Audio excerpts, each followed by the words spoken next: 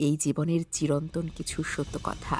বেশি কথায় মুখ নষ্ট, বেশি আদরে সন্তান নষ্ট, বেশি লোভে জীবন নষ্ট, বেশি নুনে তরকারি নষ্ট, অতি অহংকারে মানুষ নষ্ট, আর বেশি সন্দেহে সম্পর্ক নষ্ট। ভালোবাসা কি অদ্ভুত, তাই না? যাকে কোনোদিন চিনতাম না, জানতাম না, আজ তার জন্যই কষ্ট হয়। জীবনের ঝামেলা যতই থাকুক, চিন্তা করলে বেড়ে যাবে, চুপ থাকলে কমে যাবে, ধৈর্য রাখলে শেষ হয়ে যাবে, আর ওপরওয়ালার ওপর বিশ্বাস রাখলে তা খুশিতে পরিবর্তিত হবে। আমি তো চাই কেউ একজন থাকুক শুধু আমার হয়ে, যে আমাকে বুঝবে, আমাকে বিশ্বাস করবে, ভরসা করবে। দিনের শেষে একবার হলেও আমার সমস্ত কথাগুলো মন দিয়ে শুনবে আর বলবে, চিন্তা করো না, আমি তো আছি তোমার পাশে।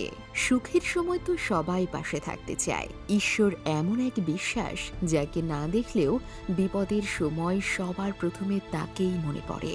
এখনকার দিনে কোনোদিন কাউকে ভালো উপদেশ দেবেন না। হতে পারে আপনার এই উপদেশ শুনে সে আপনাকে খারাপ ভাবতে লাগলো, কারণ এক্ষেত্রে ভালো কথা সবার হজম হয় না।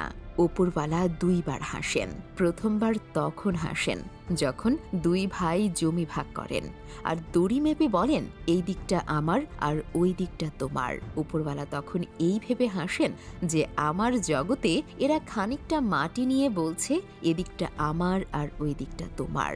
এবং ওপরওয়ালা আরও একবার হাসেন যখন ছেলের অসুখে মা কাঁদছে আর বৈদ্য বলছে, ভয় কি মা, আমি ভালো করে দেব। বৈদ্য তো জানে না যে ওপরওয়ালা যদি মারেন তাহলে কারো সাধ্য নেই যে তাকে রক্ষা করে। এই দুনিয়াতে তুমি যতটা দেবে ঠিক ততটাই ফিরে পাবে, সেটা ভালোবাসা হোক বা কষ্ট। হয়তো অন্য কোনো নামে, অন্য কোনো খামে, কিন্তু ফেরত তুমি ঠিকই পাবে। কষ্ট দিয়ে সরি বলা অনেক সহজ, কিন্তু কষ্ট পেয়ে ইটস ওকে বলাটা সত্যি বড্ড কঠিন। ভেঙে যাওয়া মানে জীবন শেষ হয়ে যাওয়া নয়, কিছু কিছু ভাঙার মধ্য দিয়েও নতুন জীবনের শুরু হয়। একটা সত্যি কথা কি জানেন তো, প্রিয়জনকে সরাসরি না বলতে পারা কথাগুলোই একসময় মানুষ স্ট্যাটাস দেয়।